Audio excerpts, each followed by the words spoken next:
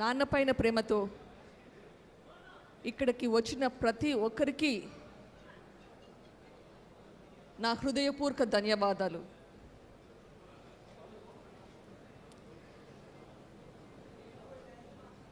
ప్రజల మనిషి మన వివేకం సార్. ఆయన కొందరికి వివేకం అన్న, కొందరికి వివేకం సార్. ఇంట్లో వాళ్లకు ఆత్మీయులకు వివేకంలో ఎవరు ఏ పని మీద వచ్చినా ఆయన దగ్గరికి వస్తే కుల మత భేదాలు లేకుండా అందరినీ ఆదుకునేవాడు. ఏ సమయంలో వచ్చినా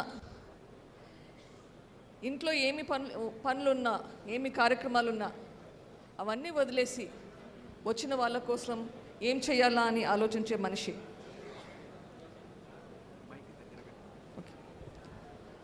నాకు సంబంధించిన వరకు he was a different man. ఆయనకు టెన్నిస్ అంటే చాలా ఇష్టం, ట్రావెల్ అంటే చాలా ఇష్టం. బహుశా ఆయన కావాల్సిన ఎంత ట్రావెల్ చేయాలనుకున్నాడో అంత చేయలేకపోయాడు, ఎందుకంటే ఆయనకి రెస్పాన్సిబిలిటీస్ కూడా చాలా ఎక్కువ ఉన్నాయి.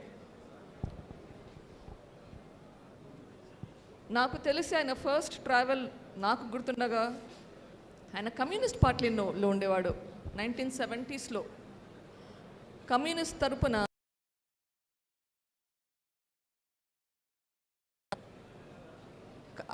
కమ్యూనిస్ట్ పార్టీ నుంచి తర్వాత రెడ్డి కాంగ్రెస్, తర్వాత కాంగ్రెస్. నేను హై స్కూల్లో ఉన్నప్పుడు 9th క్లాస్లో అనుకుంటా, నాకు ఇంత పెద్ద 2 పుస్తకాలు తెచ్చిచ్చాడు కార్ల్ మార్క్స్ గురించి చదవమని చెప్పి. అది నా కబోర్డ్లో పడున్నాయి, నేను పెద్ద చదవలేదనుకోండి, కానీ మళ్ళీ గుర్తు చేసేవాడు చదువుతున్నావా అవి అని. సో ఆయన కమ్యూనిస్ట్ సిద్ధాంతాలు కూడా బాగానే ఉన్నాయి.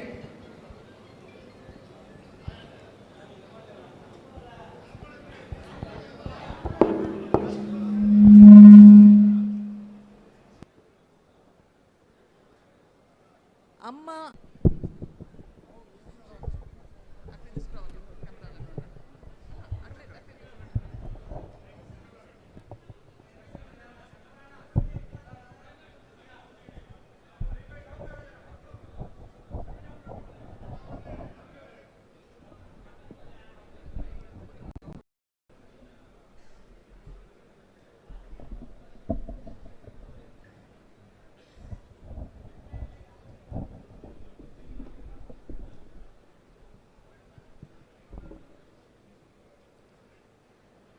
కుటుంబం అంటే ఆయనకి భార్య కూతురే కాకుండా ఆయనకి ఉమ్మడి కుటుంబం అనేది చాలా ముఖ్యం.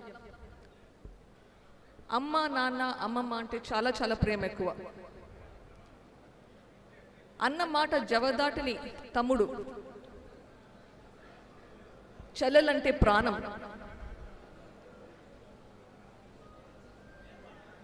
ఎవరి చెల్లెల మీద ఏ ఈగ కూడా రాలకుండా చూసుకునే దానికి ప్రయత్నించేవాడు.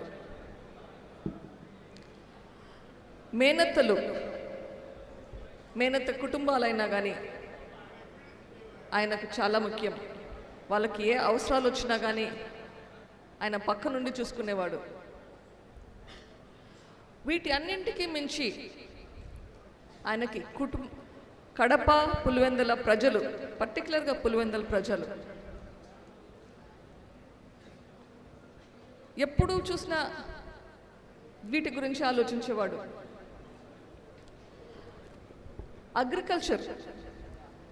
అగ్రికల్చర్ మీద ఆయనకు చాలా అవగాహన ఉండేది. బహుశా 1989-90 ఆ ప్రాంతంలో ఒక నెల రోజులు ఆయన మనీలా వెళ్ళినాడు, ఫిలిప్పీన్స్లో. వెనక్కి వచ్చి నాకు ఆర్గానిక్ ఫార్మింగ్ గురించి నేను చెప్పేవాళ్ళు. ఈరోజు మనం ఆర్గానిక్ ఫుడ్ అనుకుంటుంటాం. ఆయన దీని గురించి 1989-90లోనే నాకు చెప్పేవాడు. అప్పట్లో వేప చెట్లు పెంచాలి, వేప చెట్లతోటి మనము హెర్బిసైడ్స్ చేసుకోవాలి, పురుగులు రాకుండా చూసుకోవాలి, మందులు వాడేది తగ్గించాలి అని అప్పటి నుంచి చెప్పేవాడు.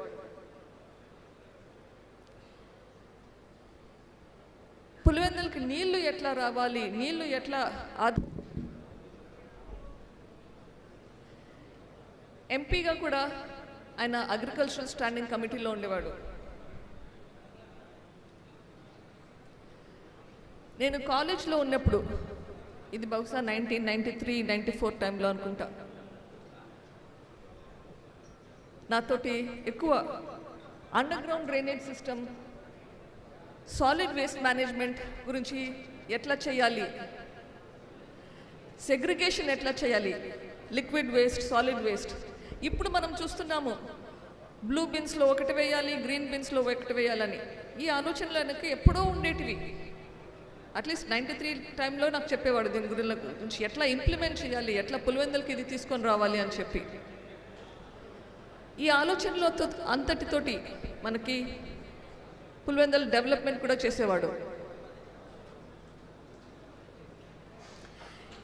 పులివెందుల ప్రజలకి, కడప ప్రజలకి ఉద్యోగాల కోసం వస్తూ ఉంటారు అని ఎప్పుడూ తపన పడేవాడు.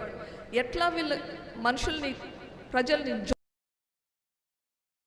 స్కిల్ డెవలప్మెంట్ ఎట్లా చేయాలి అని ఆలోచించేవాడు.